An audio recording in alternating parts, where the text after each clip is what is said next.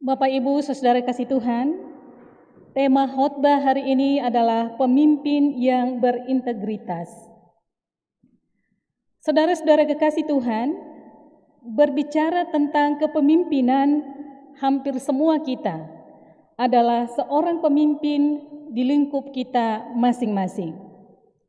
Ada yang menjadi pemimpin dalam sebuah kelompok atau komunitas, menjadi seorang pemimpin di dalam keluarga, di sekolah, di organisasi, di kantor, gereja, dan negara. Seorang pemimpin biasanya bertugas untuk memotivasi dan mengatur segala sesuatu agar tujuan bisa tercapai. Namun seorang pemimpin juga harus melakukan apa yang dia katakan, berlaku adil, dan tidak melakukan pelanggaran-pelanggaran baik secara administratif maupun pelanggaran-pelanggaran moral. Karena posisinya sebagai pemberi teladan. Apa yang dia katakan, apa yang dia lakukan sebagai seorang pemimpin harus menjadi panutan bagi mereka yang dipimpin. Sebab bagaimana dia meminta orang lain untuk melakukan apa yang dikatakan, kalau dia sendiri tidak melakukannya. Tetapi kalau kita lihat saat ini di dalam masyarakat, terjadi krisis kepemimpinan. Dalam arti bahwa pemimpin tidak lagi menampilkan diri sebagai seorang pemimpin yang dapat diteladani karena perilakunya tidak benar yang ditunjukkan. Dia hanya bisa berbicara, tetapi apa yang dia katakan itu tidak dia lakukan di dalam kehidupannya, sehingga antara perkataan dan perbuatan seringkali tidak sesuai. Bisa jadi karena mungkin ya, niat orang menjadi pemimpin itu bukan untuk memimpin ya, untuk mencapai tujuan bersama, tetapi lebih untuk mendapatkan jabatan, mendapatkan kekuasaan, atau untuk mendapatkan uang.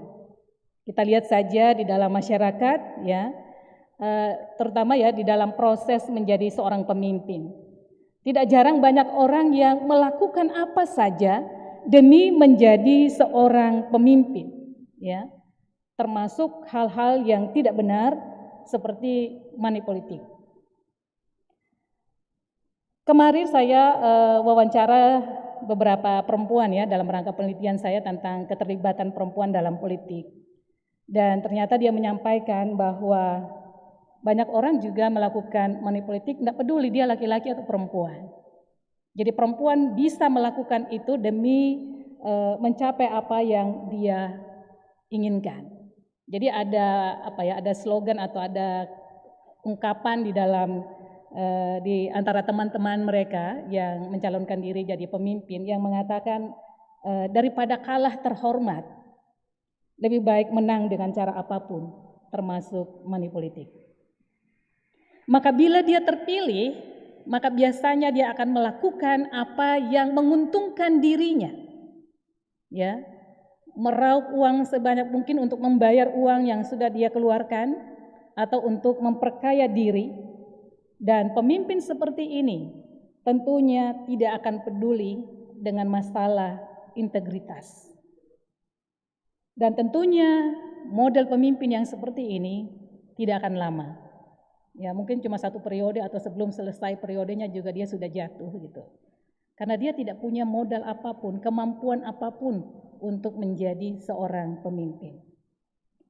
Saudara-saudara kasih Tuhan, keberhasilan seorang pemimpin bukan ditentukan oleh seberapa besar dia dihargai dan dihormati. Bukan juga oleh karena kepintarannya, tetapi karena integritasnya. Banyak pemimpin jatuh bukan karena dia bodoh, tetapi karena bermasalah dengan integritasnya. Seseorang mungkin masih tetap pintar dan hebat, tetapi tanpa integritas maka ia akan jatuh. Lalu apa sih kepemimpinan yang berintegritas itu? Seorang pemimpin yang berintegritas harus yang pertama adalah melakukan apa yang dia ucapkan. Bacaan kita hari ini berbicara tentang bagaimana Nabi menjalankan perannya sebagai seorang pemimpin. Berbeda dengan seorang imam yang lebih memfokuskan dirinya pada melakukan ritual atau ibadah, ya, menjalankan ritual atau ibadah. Tetapi Nabi lebih pada melakukan kritik terhadap perilaku moral yang buruk yang dilakukan baik oleh umat maupun oleh para pemimpin. Nabi adalah seorang yang diutus Allah untuk menyuarakan suara Allah dalam konteks tertentu. Seorang nabi dikenal pada kisah Israel sebagai orang yang terpanggil untuk membawa pertobatan, perubahan, menegur dengan mengkritik para raja, menjaga keseimbangan hidup umat supaya mereka hidup baik, membawa kabar keselamatan, memberitakan kebenaran dan keadilan, dan membawa damai sejahtera di dalam kehidupan bermasyarakat. Dengan kata lain, Nabi adalah perantara Allah kepada manusia dan dari manusia kepada Allah. Fungsinya adalah mendorong umat untuk hidup lebih manusiawi. Sikap, perkataan, dan tindakannya menggambarkan ketaatannya kepada Allah. Sebagai seorang pemimpin, seorang nabi perlu bertindak seperti seorang murid. Seperti yang ada di dalam bacaan kita tadi, dikatakan Allah memberikan lidah seorang murid, ya, yang mampu memberikan semangat kepada umat secara khusus bagi mereka yang letih lesu, ya, karena dosa-dosa dan kesalahan yang mereka lakukan. Seorang nabi juga dikatakan dalam bacaan kita tadi, dipertajam pendengarannya seperti seorang murid. Mengapa kata murid yang digunakan dalam bacaan kita bukan kata guru? Karena murid biasanya akan membuka mata dan telinganya terhadap pendengar, terhadap ajaran-ajaran yang dilakukan oleh gurunya. Berbeda dengan seorang guru yang cenderung hanya mau bicara dan tidak mau mendengarkan atau hanya mau didengarkan. Mungkin karena dia merasa dia seorang guru yang serba tahu, apalagi ada maha guru gitu ya. Jadi biasanya dia tempat orang bertanya gitu karena dia dianggap punya pengetahuan.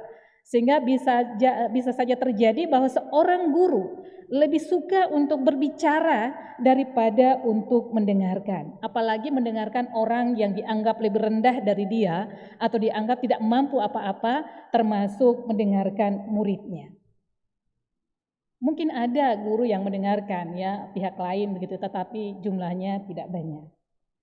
Sebagai seorang pemimpin atau nabi, tidak hanya menyampaikan sesuatu kepada orang lain, namun juga mendengarkan apa yang dikatakan oleh Allah kepadanya. Tentu yang dimaksudkan mendengarkan di sini bukan hanya mendengar begitu saja, tetapi yang dimaksudkan adalah melakukan apa yang dia dengarkan. Ini berarti bahwa seorang pemimpin tidak hanya pintar berkata-kata, tetapi juga melakukan apa yang dia dengarkan dan apa yang dia ucapkan, apa yang dia yakini benar, termasuk teguran ataupun peringatan dari Tuhan. Sama seperti seorang murid yang juga mendengarkan dan melakukan teguran-teguran, peringatan-peringatan yang disampaikan kepadanya. Bukannya malah bertahan atau protes, memberontak terhadap peringatan atau teguran yang diberikan kepadanya dan merasa paling benar, tidak seperti itu. Ya, tetapi bersyukur atas teguran yang ada, peringatan yang ada, dan dengan kesadaran penuh mau melakukan atau merubah cara hidupnya menjadi baik. Seringkali memang di dalam kehidupan sehari-hari seorang nabi, seorang pemimpin bukanlah seorang yang sempurna. Ada kalanya juga mereka melakukan kesalahan ataupun mengalami kegagalan hidup, tetapi dengan sikap mau mendengarkan, maka mereka akan bertanggung jawab terhadap kesalahan yang dilakukan dan mau memperbaiki diri. Tetapi memang dalam kenyataan banyak pemimpin yang hanya mau berbicara, tetapi tidak mau menjalankan apa yang dia katakan itu dalam kehidupannya. Kita ambil contoh seorang kepala keluarga, seorang suami sebagai kepala keluarga. Dia mengajarkan anak-anaknya untuk berkata jujur. Tetapi seringkali seorang pemimpin keluarga ini tidak melakukan apa yang dia katakan kepada anak-anaknya. Jadi dia cuma mengajarkan anaknya jujur, tetapi dia sendiri tidak jujur. Ya. Contoh kecil yang seringkali terjadi ya, kalau ada tamu gitu ya, ditanya bapakmu ada di rumah. Ya, sebelum orang itu datang dia udah bilang ke anaknya ya, nanti kalau tamu itu datang, bilang bapak tidak ada di rumah. Padahal dia ada di rumah gitu ya. Jadi hal yang sederhana tetapi sebenarnya mengajarkan sesuatu yang tidak baik kepada anak ya. Jadi kita mengajar anak untuk berkata jujur tetapi kita sendiri tidak berkata jujur. Atau kita melarang anak kita untuk merokok atau minum mabuk, minum alkohol gitu ya. Tetapi bapaknya sendiri itu merokok ya, minum alkohol gitu kan tidak sesuai dengan apa yang diajarkan kepada anak. Orang tua atau pemimpin kepala keluarga mengajarkan anaknya untuk tidak berkelahi, ya, tidak berkonflik dengan sesamanya atau dengan temannya. Tetapi dia sendiri seringkali berkonflik atau bermusuhan dengan tetangga, dengan rekan kantor atau dengan sesama warga gereja mungkin. Orang tua atau pemimpin dalam keluarga melarang anak, kamu jangan main HP terus ya. Jangan main internet terus ya. Medsos terus gitu, Facebook, tetapi dia sendiri tidak bisa lepas dari HP-nya. Nah itu berarti dia hanya bisa berkata-kata, menegur anaknya, tetapi dia sendiri tidak melakukan apa yang dia sampaikan. Kita lupa bahwa anak-anak akan mengikuti apa yang dilakukan oleh orang tuanya, karena dia percaya kepada orang dewasa, dan dia belum bisa memilah mana yang baik, mana yang buruk. Jadi apa yang dia lihat pada orang dewasa dia anggap itu benar dan karena itu dia mencontohnya. Ya termasuk mencontoh hal-hal yang buruk ya karena orang tuanya juga tidak menunjukkan hal yang baik. Seorang pemimpin di kantor juga seharusnya memberikan contoh dan teladan kepada anak buahnya. Tetapi yang dilakukan kadang justru bertindak sebagai bos. Ya, sebagai majikan yang hanya tahu perintah sana sini dengan kata-kata yang kasar dan tidak menghargai bawahannya. Akibatnya karyawan tidak betah dan minta keluar. Ya, karena mereka tidak dihargai, bukan hanya tidak dihargai, tetapi juga kadang tidak dipedulikan ya, nasib dari bawahannya. Atau seorang pemimpin daerah yang hanya bisa beretorika, berkata-kata arogan, mata duitan dan korup, tentu bukanlah seorang pemimpin yang baik. Banyak orang ingin menjadi pemimpin hanya modal nekat dan tidak berkompeten. Tujuannya hanya untuk meraup kekayaan dan tidak bisa kerja. Ada seorang bupati ya di tempat di mana lah saya tahu ya, dia seorang bupati. Tetapi kerjaannya setiap hari itu cuma minum mabuk, ya, minum mabuk, main judi, ya, korupsi. Bagaimana dia bisa memberikan teladan bagi orang-orang yang dipimpinnya? Dan tindakan seperti ini juga banyak kita lihat dalam masyarakat kita, pemimpin yang korup. Tetapi anehnya, kadang mereka tidak sadar diri juga ya, walaupun korup, bekas narapidana di penjara, tapi mencalonkan diri lagi sebagai calon pemimpin. Ya, padahal tidak menunjukkan diri sebagai seorang pemimpin yang baik. Yang penting bisa mendapatkan keuntungan dari jabatan itu, mendapatkan uang atau melindungi pekerjaannya atau usahanya. Bisa dibayangkan bagaimana kondisi masyarakat yang dipimpin oleh orang-orang seperti itu. Pelan tapi pasti akan menuju pada kehancuran. Tetapi yang salah menurut saya sih bukan orang yang mencalonkan diri itu, tetapi yang memilih juga. Ya, kenapa pemilihnya mau memilih pemimpin yang seperti itu? Berarti yang memilih ini juga tidak jauh beda dengan orang yang dia pilih. Sama-sama bobroknya. Dalam kehidupan bergereja, pendeta biasanya dipandang sebagai seorang pemimpin jemaat atau pemimpin umat. Terkadang ada pendeta yang perilakunya tidak sesuai dengan jabatannya dan apa yang dihotbahkan. Suka berpihak ke salah satu kelompok, otoriter, suka ngatur, suka memaksakan kehendaknya, suka memecah belah umat sehingga menimbulkan perseteruan di tubuh jemaat. Saudara-saudara, perbuatan seorang pemimpin harusnya sesuai atau sama dengan perkataannya dan bisa menjadi teladan bagi yang lain. Walau tentu saja perlu hati-hati dengan kata keteladanan supaya kita tidak lalu menjadi sombong karena kita menjadi teladan bagi orang lain. Saudara-saudara, berbicara tentang keteladanan, kita perlu mengingat bahwa keteladanan selalu turun ke bawah dan tidak pernah naik ke atas. Keteladanan ibarat air yang mengalir dari atas ke bawah. Air tidak pernah mengalir dari bawah ke atas, kecuali pakai pompa air. Ya. Tetapi kalau tanpa itu nggak bisa dia naik sendiri. Oleh karena itu memberi teladan jauh lebih efektif dan efisien daripada memerintah atau menggurui. Karena itu dalam bacaan kita tidak dikatakan guru, tetapi murid. Keteladanan juga tidak memaksa tetapi mengajak. Dan cara kerjanya menyelusup dan menular. Artinya orang yang melihat perilaku seorang pemimpin atau pelayan yang baik akan menirunya, yang kemudian bisa juga mempengaruhi banyak orang untuk melakukan hal yang sama. Pertanyaannya adalah teladan dalam hal apa? Teladan dalam perkataan, berkata jujur, sopan, ramah, lembut, dan konsisten dengan apa yang dikatakan. Teladan dalam tingkah laku, teladan dalam kasih, teladan dalam kesetiaan, teladan dalam mengasah perkataan dan pendengaran supaya kualitas sebagai seorang pemimpin itu semakin baik.